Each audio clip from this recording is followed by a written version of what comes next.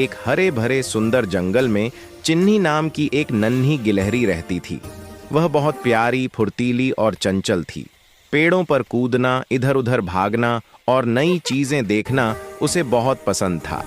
लेकिन चिन्नी की एक आदत अच्छी नहीं थी।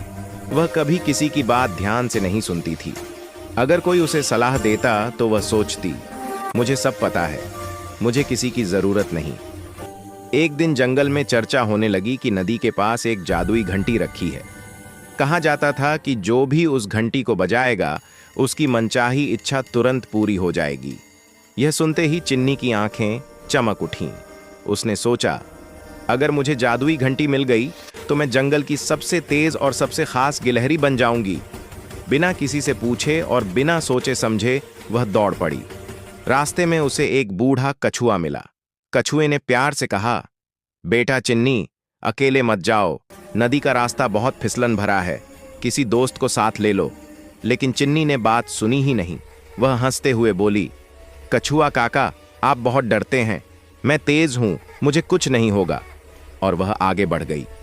जैसे ही चिन्नी नदी के पास पहुंची, जमीन गीली और फिसलन भरी थी। अचानक उसका पैर फिसला और वह जोर से चिल्लाई, बचाओ बचाओ। वह पानी में गिरने ही वाली थी कि तभी वहीं बूढ़ा कछुआ और कुछ दोस्त जानवर, खरगोश और हिरन दौड़ कर आए। उन्होंने मिलकर चिन्नी को सुरक्षित बाहर खींच लिया। चिन्नी डर गई थी। उसकी आंखों में आंसू थे। पास ही एक पत्थर पर वहीं जादुई घंटी चमक रही थी। लेकिन इस बार चिन्नी ने घंटी को नहीं छुआ। उसने सिर झुकाकर कहा, आज मुझे समझ आ गया कि बिना सोचे समझे काम करना कितना खतरनाक हो सकता है। अगर मैंने आपकी बात मानी होती तो यह सब नहीं होता। कछुए ने मुस्कुराकर कहा, समझदारी यही है बेटा, बड़ों की बात सुनना। उस दिन के बाद चिन्नी बदल गई।